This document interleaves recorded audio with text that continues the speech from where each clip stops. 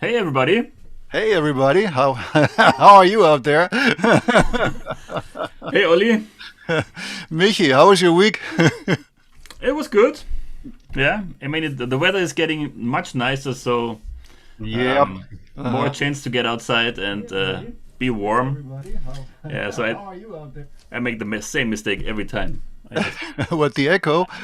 I don't mute the YouTube thing. Anyway, it doesn't matter. Ah, all right. Okay. It doesn't matter. Yes, also ein Fehler ist aufgetreten. Neu starten. Yes. Oh, doesn't matter. Doesn't So matter. yeah, the weather is nice, and so that's I think that Absolutely. changes the mood, right? Right. Yeah, for the better, of course. Yes, Yeah, very much so. I spent quite some time out there, and yeah, Yeah, me I too. feel I better now. much better. Hmm. Yeah. So welcome everybody. We have one viewer so Hey, far. already. I will share this on Hi YouTube so there. everybody knows we are there. On Facebook, I mean, so Mhm. everybody knows we are there. Mhm. And then maybe somebody wants to join us. But So, guys, you're in for a little nerd talk tonight. I'm really excited because you talked about this last time, right? I mean, we had a bunch of records that we both brought, which have a lot of analog synth on, Yes, of right? course, of course. Uh-huh. And last time you said you spent quite some time, dialing in sounds, and a couple times you were hired to dial in the sounds. Right. So Yeah. I that's mean, really interesting. in the old days, actually, we didn't play so much with presets. And when I was still in school, I had a band that played a kind of prog rock, as we would say today. And so very often I borrowed a Minimoog, which I, of course, couldn't afford myself. And it was a real beast. It was a Model D, but quite unstable, very temperamental. So you had to do two things before you could play it. Um, you had to play on and with your left hand on your Rhodes, while with your right hand you were dialing in the next sound. And after that, you'd plug a tuner into the headphones socket, turn off the master volume, and retune it. If you forgot that, you were hellbent. Yeah. I'm sure. Well, Yeah. that's Yeah. crazy. Mhm. Yeah, Mhm. that's really crazy. The thing Yeah, was because very sensitive to temperature and everything, so it was yeah. yeah, it was quite So unpredictable. But the no, so, sound so you was really have to explain because I don't really know. Like a Moog is you really have to tune it, right? Like for a guitar player, it's pretty yes, normal to tune the yes. guitar, but for a keyboard player, that's pretty extraordinary. So you see him tune the thing. So why does it have to be tuned anyway? Well, people who were brought up with digital synths might not believe it, but quite every analog synth has components that are very temperature sensitive, and especially the Moog needs to warm up for a while. I mean, you can play it right out of the case, but usually it's much too low, and it takes about the old mini Moogs took well up to an hour. Wow, Yeah, 2 hours were better. Really. that's crazy. Yeah, and with full stage lights, please, because otherwise you'd have your next surprise when they went on, right? So what exactly is it that what is changing inside? Is it some kind of some Um, diodes or It's what is it? it's the oscillators that are drifting quite a bit. The components, the, you'd have to imagine that they deal with really miniature voltages, Hmm. um, and as soon as they get warm, that changes just a little bit, but that's enough to get it. Wildly out of tune sometimes. That's And also, if you crazy. were dialing in if you were tweaking sounds, that would cause it to drift. Hmm. So that's a real like you have to really focus on it and be careful with dialing in, right? So Absolutely. you gotta have it running for a while before you play it, right? Absolutely. My Prophet 5 did the same, not as wildly as the Minimoog that I borrowed years before.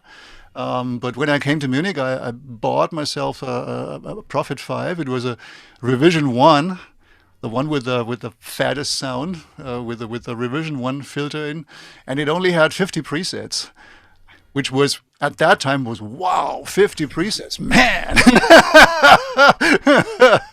Today you would, well, anyway, when you change presets on that thing, the same thing happened. It went out of tune. Predictably, you knew it would happen, so it was quite the same. You plugged a tuner into the headphones, turned off the output, retuned it, and then you could play that passage.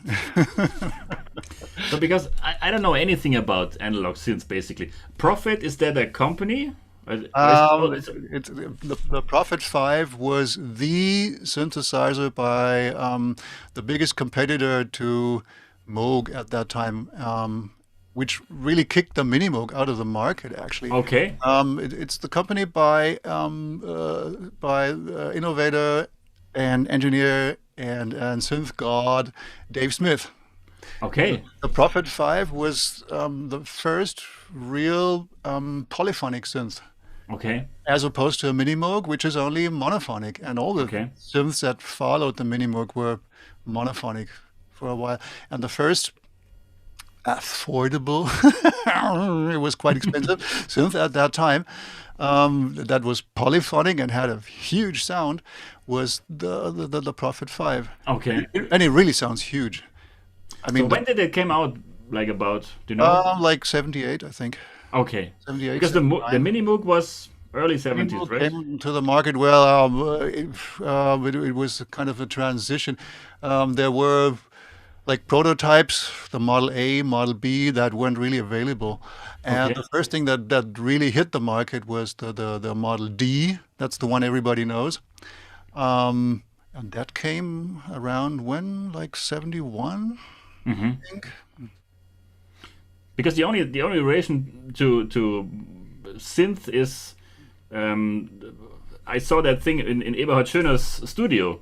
Oh yeah, because he told me that story. He went over to Bob Moog and asked him if he can buy a Moog synthesizer, and he said no. That was the modular systems. Yeah, that was this huge thing. Yes. Yeah. Robert Moog started that around the mid '60s, and he built synthesizers only for use in universities. In the new electronic music departments that they had at that time. It was, dernier cri, the cry of the day. And so they had Moog modular systems, custom built, and there were a few other builders that followed, most notably Don Buchler. A real freak, whereas Robert Moog was an accomplished engineer. He knew exactly what he was doing. But those modulars were huge. They were built like a tank or like a refrigerator. You couldn't transport them, and they consisted of single modules that you had to patch together. So that wasn't practical for live music, and I'm not sure if it was Robert Moog himself or one of the engineers in the firm that came up with the idea. Let's build a musical instrument that's transportable and that's hardwired in the most useful way, and that's why they started putting some modules in a box, hardwiring them on the backside, and developed that into the Mini Moog Model D as we know it today. So this is still available? You can buy them? Mini Moogs weren't available for a long time, only on the used market, of course. And actually, there was a reissue that Moog stopped, I think, last year. Of only 3,000 or so, and they were sold out quickly. Everybody wanted to have one, and they're a little bit better than the old ones in terms of reliability. The keyboard is better, and there are very few minor mods done to it. Hmm. Very few modifications. It's pretty original, and it really has the sound of the original. Mm. That was the most important thing. Mm. And Um, so, who were the guys who played the mini Moog? Like, what was the like a signature sound or something? What was that like? Well, yeah, well, people at that time were reluctant at first, because synthesizers had an image of what a gimmick or an effects machine, something like that. Um, and it took um, rock musicians and from then on even jazz guys a while to realize that it can be a musical instrument in its own right. And mm-hmm. well, after that barrier broke, there was a whole array of famous players that we still know today that are so related to the Minimoog handle that everybody would think of them in the first place, like Herbie Hancock, Chick Corea, George Duke, and Edgar Winter, for example, is one. And there was only one guy in this row of great synthesizer players that hardly ever used one, and Oh that's yeah. John Savino, Mm-hmm. because Savino heard the other guys play it, and he thought, it sounds great, but they all sound a little bit alike because of the strong sound of this thing. It has a very distinct, iconic sound, and it's hard to get away from that. Mm-hmm. And that's why he was searching for something that sounded different and also maybe a little bit more natural, not so electronic. Mm-hmm. Hard to say. Anyway, his instrument was the ARP 2600. Mm-hmm. And the ARP was at that time, in its time, was the most fierce, the fiercest competitor of Moog. Mm-hmm. Um, it came a little bit after Moog, and they had some encounters in court because of the design of the filters and stuff. Mm-hmm. So ARP was forced to change its design a little bit, and that was good. The ARP 2600 is actually a semi-modular in the way that it consists of modules that are hardwired in the back, but on the front there are sockets for everything, and you can Mm-hmm. um, patch the modules together in wildly creative ways. Uh-huh. Yeah, So those are the two big instruments schools. basically. Yes, at that time, Okay. big schools, right? Uh, Um, and I think George Duke, he put it like the ARP has a more female sound, and the Moog sounds more masculine. okay. There's some truth in it. Okay. The ARP sounds a little bit. It's not weaker, not at Mm-hmm. all, but it's a little subtler, maybe a little finer. Okay. Hmm. Mm. I didn't know that. Oh, interesting. Yeah. Well, ARP folded its tents at around the time the no, a little bit later. The Prophet 5 took over, Okay. or actually at the time the DX7 took over in the early Mm-hmm. 80s. Mm-hmm. Whereas Moog stayed on the market. They had their difficulties, but they kind of kept up with technology. And later on, they built a very strong polyphonic synth. That was the memory Moog. Mm-hmm. A real beast. It sounds huge. It's Uh, immense. It's like 8 times a mini Moog. wow. It's almost too much. You can hardly get it into any mix. Okay. It was very expensive and very unreliable, of course. Mm-hmm. Yeah. And Robert Moog had the opinion that polyphonic analog synths are not really accurate. Mm-hmm. That was his opinion. That's why he didn't like to build them. Okay. So there's hardly any polyphonic model to this day. Robert Mm-hmm. Moog is dead in the meantime. Mm. He died, what, like 10 years ago? And there's a very good follow-up to the memory Moog now. It's called Moog 1. It's very expensive. It has all the analog glory and digital waveforms as well, and excellent effects processors, everything. It's a studio monster. Wow. Uh, so let's talk about some sounds, right? So, Right. Some I mean, sound. because if I see this instrument, it's of course I recognize the keys, but but that's it pretty much. Yes. Maybe I'm looking for volume or something as I'm a guitar player or gain, yeah. But that's not how it works, right? That's not really how it works now. You could think of it, as I said, of a modular unit. Um, so it's just like a guitar strings being picked up by a pickup, being sent into a preamp through an array of sound modulators like an equalizer or some effects, and finally into an output stage like a power amp. Um, it's pretty similar what's happening in a synthesizer, only that the modules are different from that. Okay. It's like a bunch of what building blocks to shape your sound. And on the Moog, the Moog has a very, very clear layout. I think that's part of its huge success, that it's so clearly laid out that you can see from one from one gasp what's going on. So okay, let me show you a little bit of it. Uh-huh. I have to switch cameras now. Yes.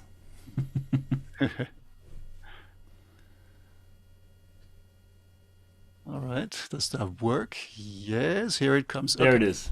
It's a bit crappy. I have to excuse for that. That's actually my iPhone dangling over my Moog, so it's not the hottest webcam in the world, but it'll do the trick. Oh yeah, you can see something. But and now, yeah, that's right. So you talk about the modules, so I can really see like the sections, right? You're right. There are sections that are graphically divided, and okay, the first thing the first and most important part of any synthesizer is what's called an oscillator, and that's basically a sound generator. It puts out a simple waveform that you can think of as raw material to build your sound. Okay, so I have this set up now so that you can listen to one oscillator in its purest form without any treatment to it, and it sounds like this.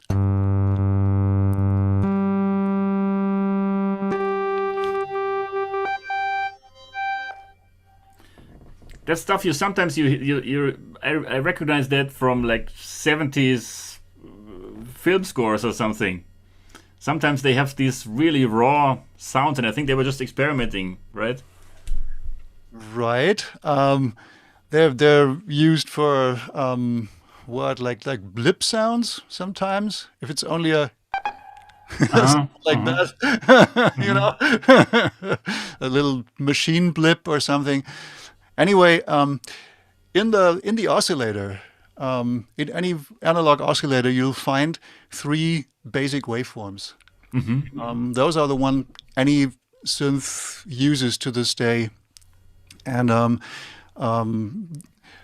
it is it's triangle, and it sounds like this.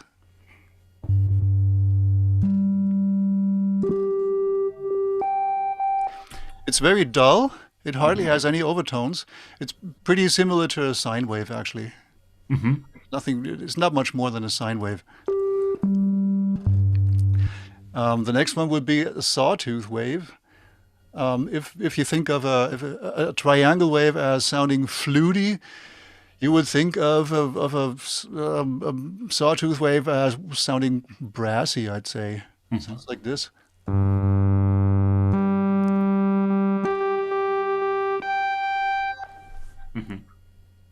Okay. The difference being that the sawtooth wave contains all the harmonics. Okay. All the harmonics are there and pretty much in a linear fashion. Pretty much linear. Okay, I see. Right? Okay, and the third wave would be a pulse wave, sometimes called rectangle. I don't know if you can see this from this camera. There are symbols up here on the. Uh-huh. Okay, and it sounds like this.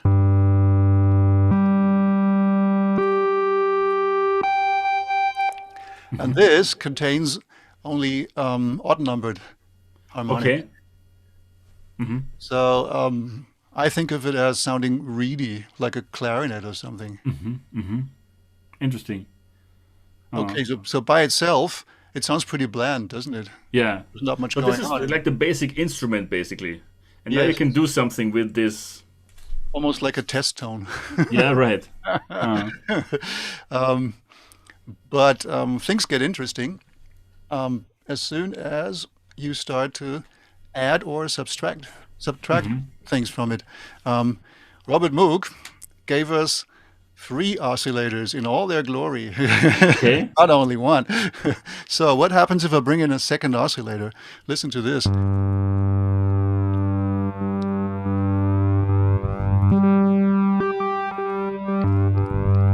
All right. Some Moog fatness here. So if I understand right, it's just two sounds get generated, right? Right, it's actually like 2 voices singing the same note. Or And different notes, if you like. And you can combine any type of oscillator now. Of course, in any type of waveform, if you like. I see. Sure. Okay, if I detune the second oscillator just a tad, here's your typical Moog fatness, right? Okay. We've heard that countless times. And okay, let me bring even the third oscillator now. Uh-huh. And detune that a little bit too. So there's already quite a lot going on without much shaping, right? Okay. Ah. So detuning is the way to kind of make the sound fatter. Yes, of course. see. Another way would be to change the octaves, like this. Yeah.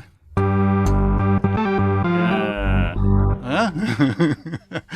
Wow. I mean, detuned that's not foreign for guitar players, of course. But I never thought of it of like as being a good thing. Yeah. Well, actually, if you play two identical notes on the guitar, that's pretty much what's happening there. Exactly. They'll never be tuned totally exact on the same pitch. Exactly. It's no way. Chorus sound, and on the Moog, that already the raw oscillators, just a little bit of detuned or in different octaves, sounds so huge that the sound was used over and over on prog rock records and everything, right? Very interesting. I never thought that's the way they get that sound. Yeah, I mean, you can really build big basses like.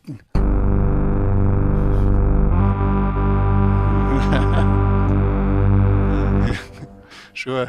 Very cool. Yeah. Uh, Okay, so that's the first building block, actually. Those 3 oscillators.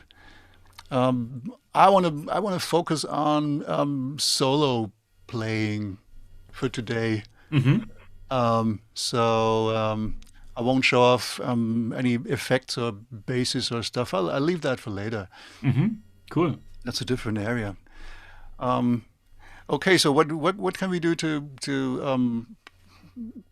make the sound more alive, right? There's something happening in the sound, and so that takes us to the next building block, and that's the filter. Okay.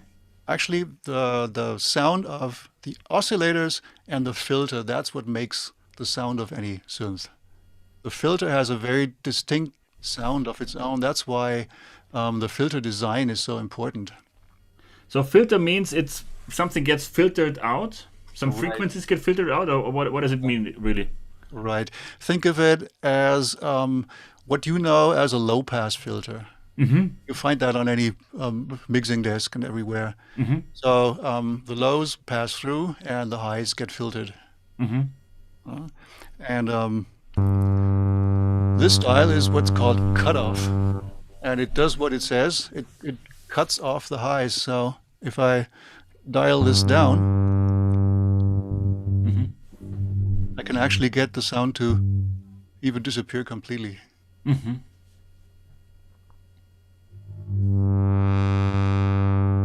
And here are your classic filter sweeps that everybody knows.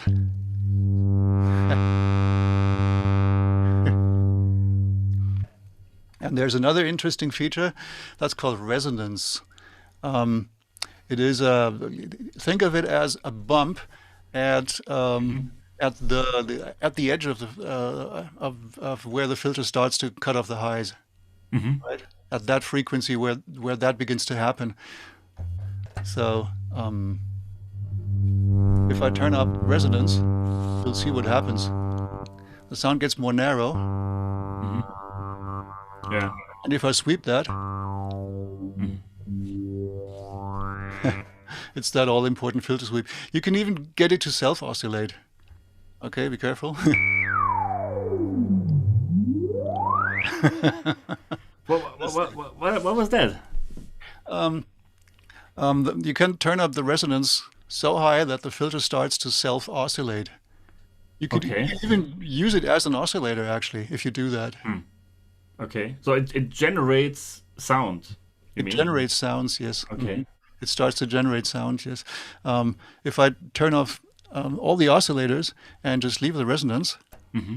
and make it playable by the keyboard. Where is it? Ah, here. Okay.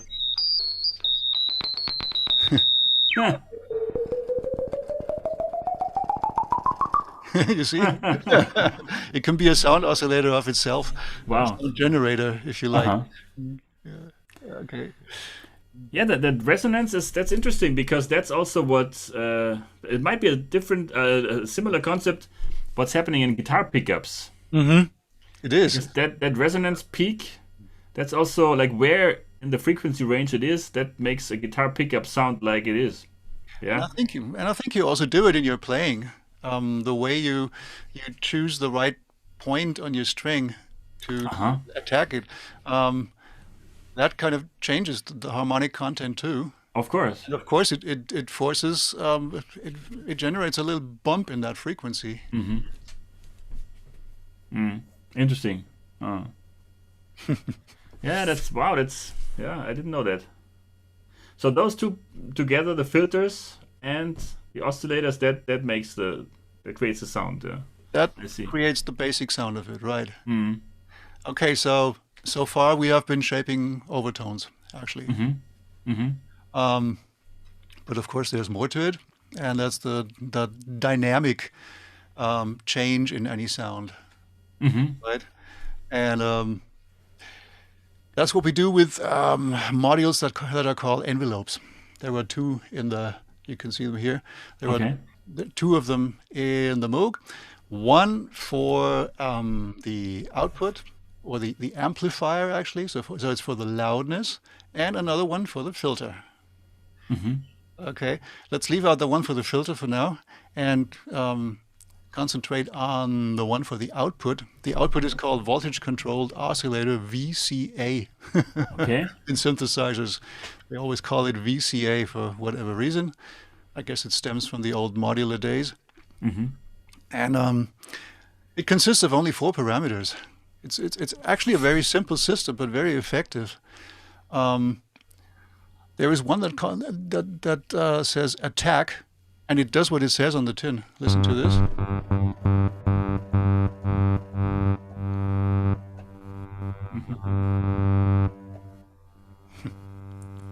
Right. So it basically slows down the onset of the note. Mm-hmm. There's another one that's called decay, and it does quite the opposite. After an initial peak, the sound decays down Like a guitar, for example. like a guitar.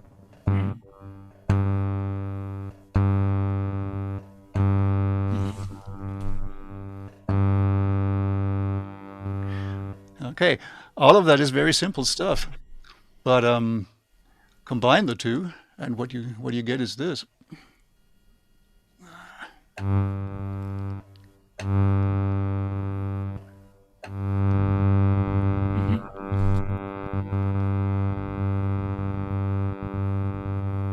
it fades down very slowly. Okay, those two. The third one is actually not a time parameter; it's a level parameter, and it's called sustain. Does what it says on the tin. It's the level of the sustained note as long as I hold it with my finger on the key. But,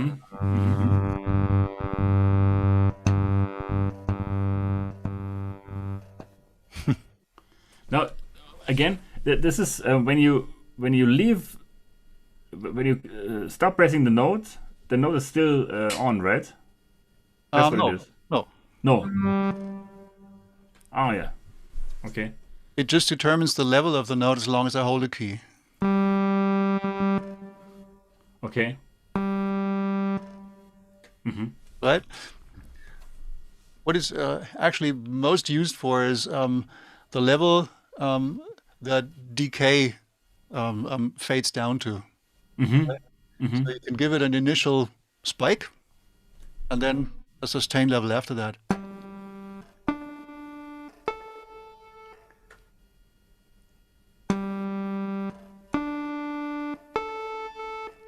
Right? With that, if I turn sustain off, you'll just hear the decay phase, and it's this. Well, that's you can. It's very simple. It's very basic stuff actually, but it works so well. You can shape any sound you want, basically. Sure. Like you can imitate a string section, or you can imitate a vibraphone or something. It's Right. That's the idea. yeah. That's Think of a string. Think of strings. They have that characteristic bowing, so the sound takes a little bit of attack time to really fade in, and you go like.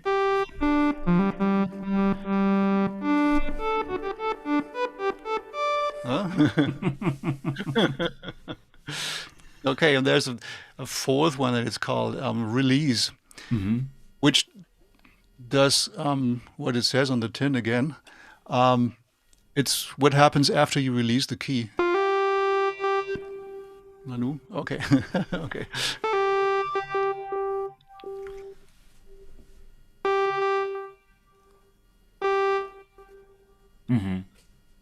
Very simple to get, actually. yeah. But of course, the possibilities are huge. Like you can, yeah. Sure, it's all a matter of fine tweaking. And remember, so far we are only hearing one oscillator, and I didn't filter it down. It's the full waveform that you're hearing, right? So let's, for example, say you want to build a flute. What would you do? You'd choose your triangle wave, and maybe filter it down even a bit. You give it some attack time.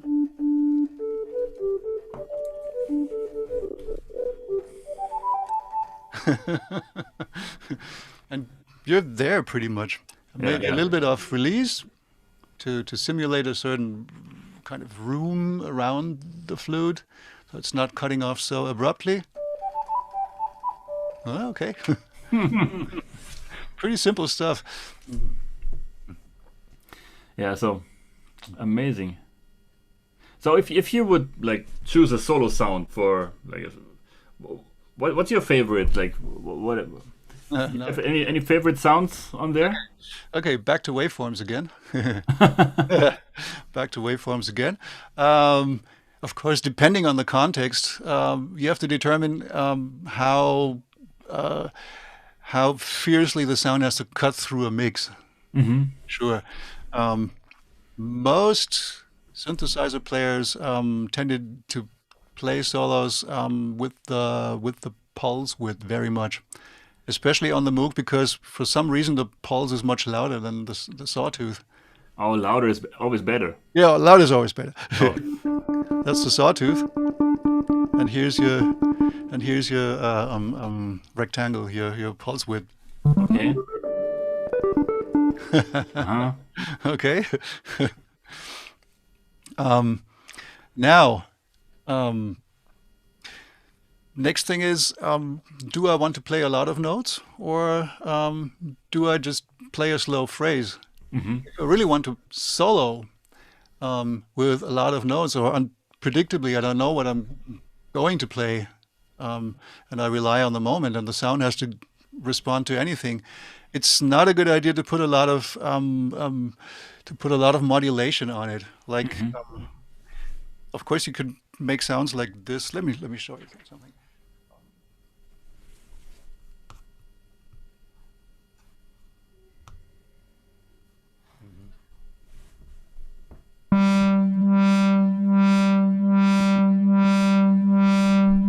Okay, what I did now is I'm modulating the filter to open and close rhythmically, right? Might sound interesting by itself, but if you start to play a lot of notes now, some of them just get cancelled out. You can't determine the phrase clearly enough. Right. It's wishy-washy a little bit. I think guitar players know the same problem. If you play with a lot of modulation effects and even wash some interesting delays over them, Oh yeah. you can't hear the notes anymore. But that's sometimes on purpose. Yeah, I know what you're talking about. Yeah. Wow. Sometimes it sounds just like, wow, what was that? Wah-wahs are good. If you don't know the chords, wah-wahs are perfect. Oh, yeah. Wah-wah and lots of delay. Yeah.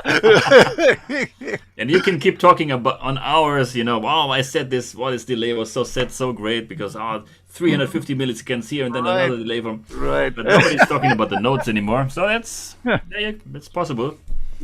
But anyway, yeah, so everybody knows that maybe. Okay. But here, yeah, of course, you have to kind of, the note separation is the big thing, right? Note separation is the big thing, but also the phrasing. Yeah. Yeah. If you give the sound a little bit more of a shaping, like a little bit of attack, a little bit of decay, maybe, like this, and turn down the sustain a bit, and maybe shape the filter as well with the other envelope, which works in quite the same way, only that it affects the filter this time. Okay, let's see.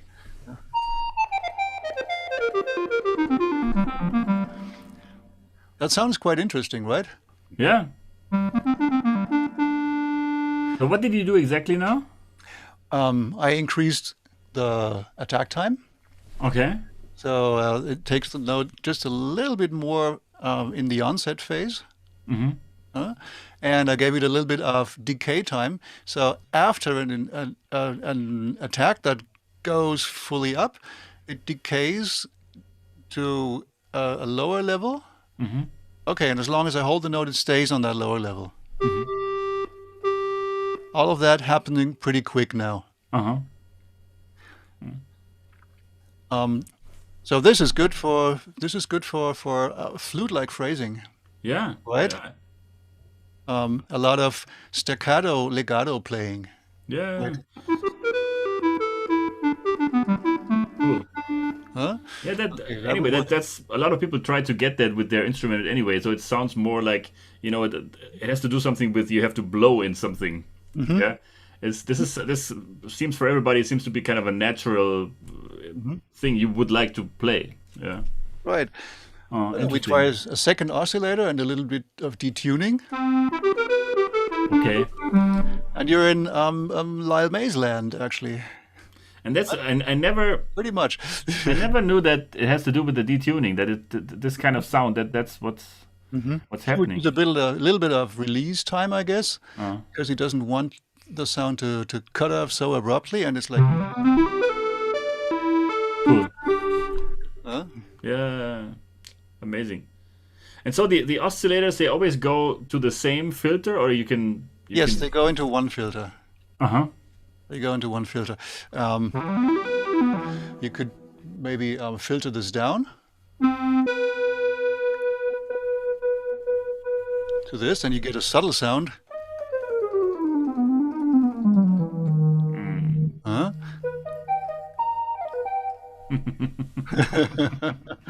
Yeah, wow, that's amazing. Yeah. So, but what if you would like to go like into this very strong synth lead sound? You know, where it's like almost a rock sound. Like almost a rock sound. The Yeah. rock. Uh-huh. Yeah, I know what you mean. Okay. That would be no attack time, a little bit of decay, which is the most easy to adjust if you turn off sustain. Okay, that's quite like a guitar pick. Yeah. Okay.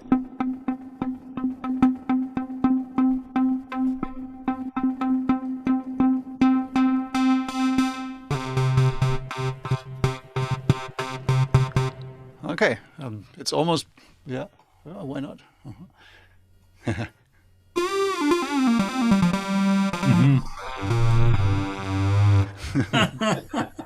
that's amazing. It's a huge difference, right? Okay. Sure.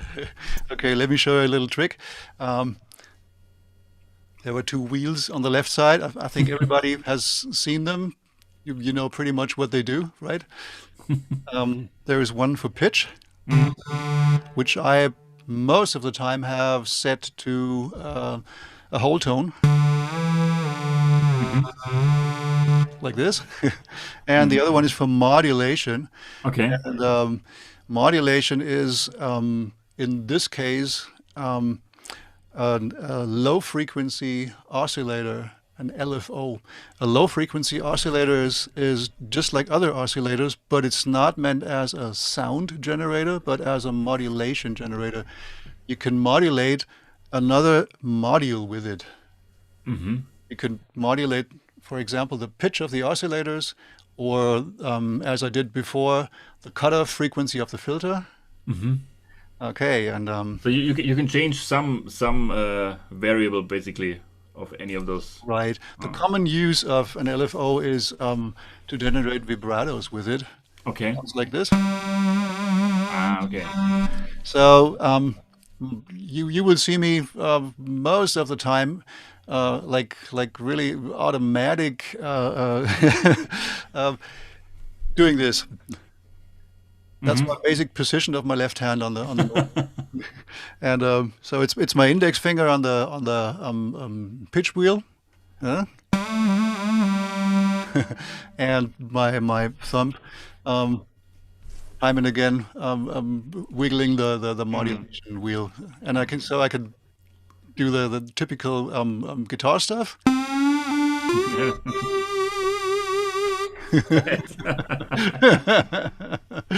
Yeah. Right. So, but that means, no, that's your left hand is basically busy because anyway you're only gonna play one note at a time, or just no chords or something. Yeah. Sure. Well, the thing with analog synths in general is that you need to modulate the tone all the time. Otherwise, it gets well. If you want it to sound electronic, of course not. But if you want it to sound vivid, interesting, then you have to do something with it. Yeah. Of course, the notes you play and the phrasing and everything, but it's also a little bit of pitch modulation or maybe filter modulation, or you can play with the envelopes as well as while you solo. Everything's possible. Right. It's the same as on guitar. You wouldn't like if there's a note which lasts a little bit longer, you put some vibrato on it.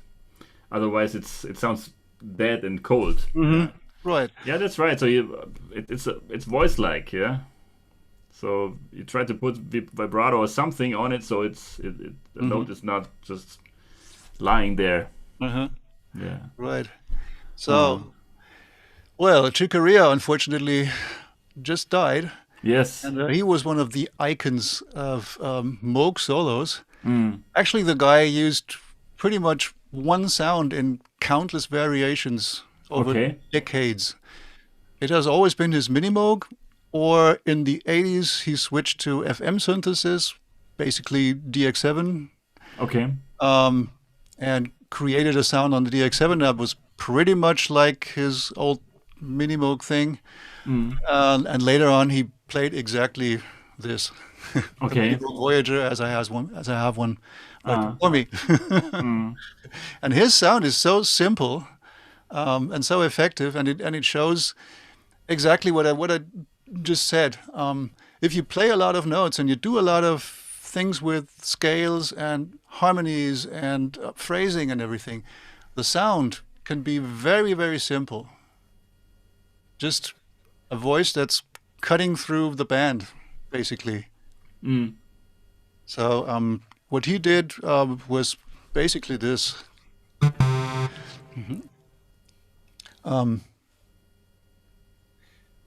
He used, he used this. He used pretty much the bland oscillators. It was only one oscillator that he used. Only the first oscillator switched to the middle octave.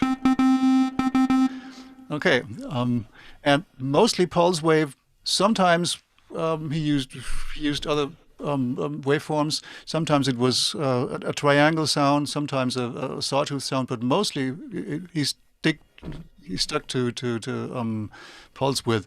That's his sound. Right. Yeah. Exactly. So what else did you change now on the left? On the right, I mean, sorry. I brought up the envelopes to full sustain again. Okay. And maybe if even this is too much, and I have a little bit of a decay phase on it, so the sound has a little bit of that spike that I showed you, but that doesn't really have to be. Actually, Cool. actually, that's pretty much his thing. Yeah, and of course, and then modulating with the wheels, right? Right? He used a slow vibrato, like this. Yeah, right. That's exactly the sound. Yeah. Also in sawtooth, and filter full open, or sometimes a little bit more down, especially if he used sawtooth waves to get a little bit of that brassy quality. Yeah. Exactly. And the rest of that is his puzzling scales and his concept of playing. Yeah. It's not really the sound. It's just that mighty bold sound of the Moog that gets you. But basically, it's the Moog out of the tin. It's right out of the pack. That's really cool. Yeah. That's really fascinating what you can do with it, because I never really knew what's really happening there. That was really interesting. Like his two-handed playing, and of course the sound has to transport all that, right? Like all that Crazy. stuff. Yeah, every note has to be there to totally clearly, or his concept of playing over dominance, like an A7 dominant, and he would play A flat major over that.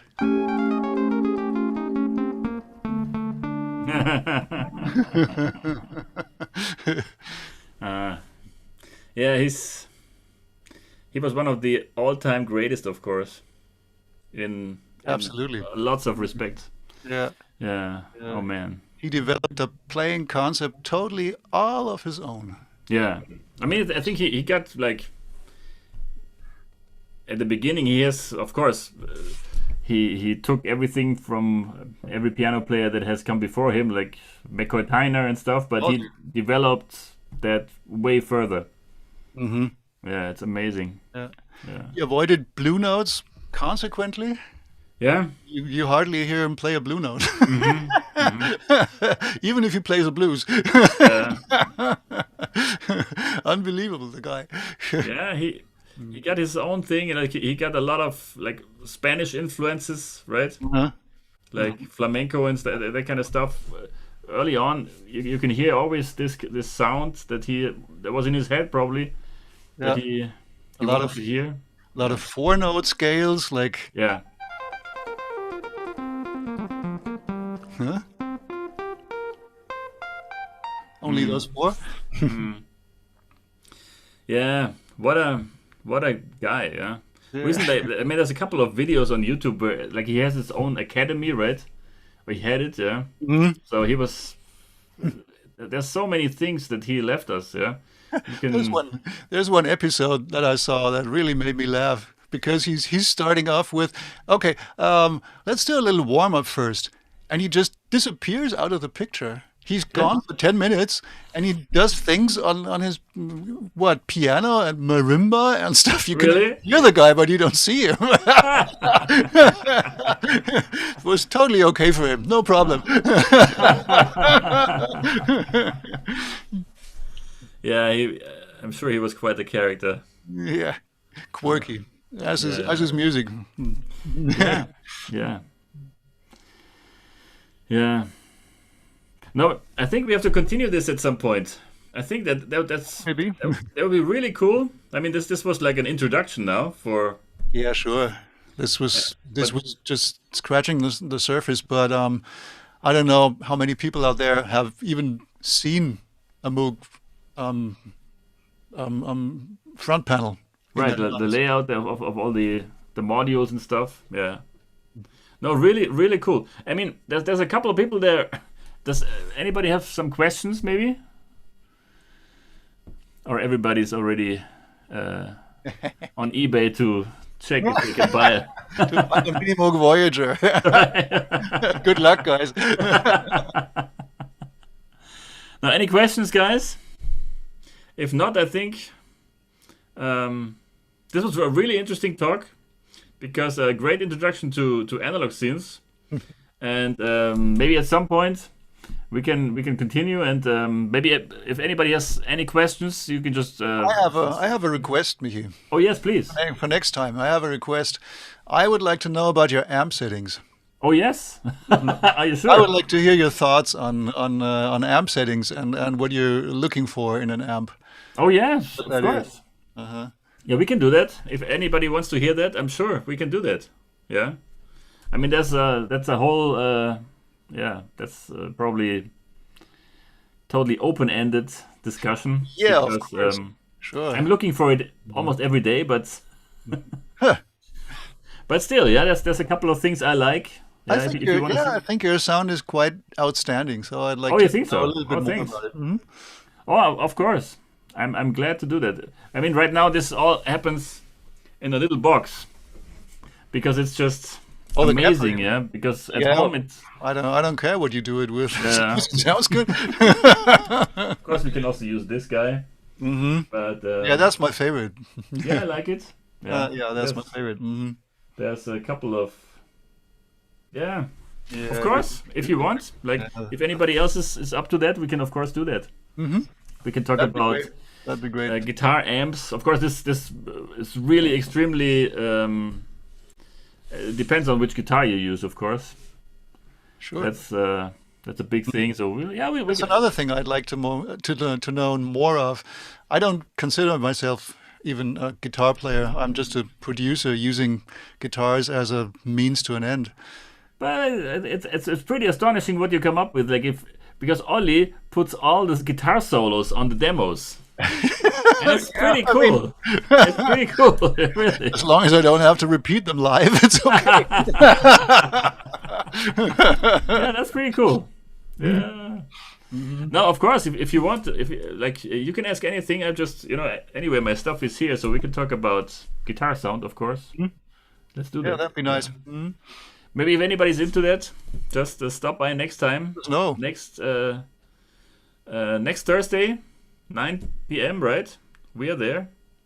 Let's talk about guitar sound, of course. Because I'm already planning a little bit like what I'm gonna record our tunes with.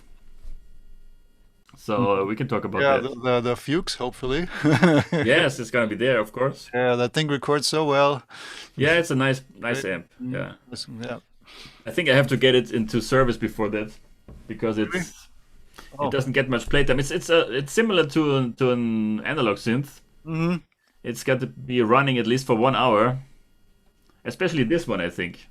Really? Sometimes I think, oh, that if I turn it on, I feel like, oh, something's broken. It sounds really thin, and what's happening, and it sounds much bigger if it's on for an hour or something.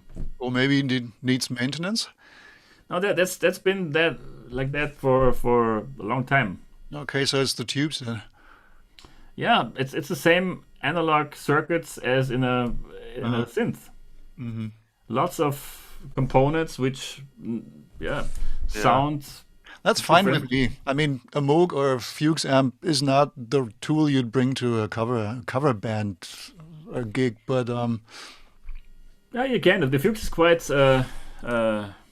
flexible, but still, it's okay. I mean, anyway, it's gonna be running. But like, if you go sound check, you turn it on, and then it takes at least usually 2 or 3 hours until the gig. So it's gonna be running anyway for at least an hour. So it doesn't matter actually.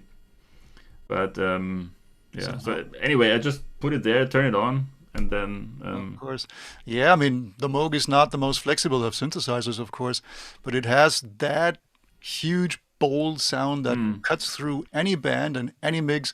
Actually, on any production I used it, I had to make it smaller, not bigger, as I do mostly with the other instruments. Yeah.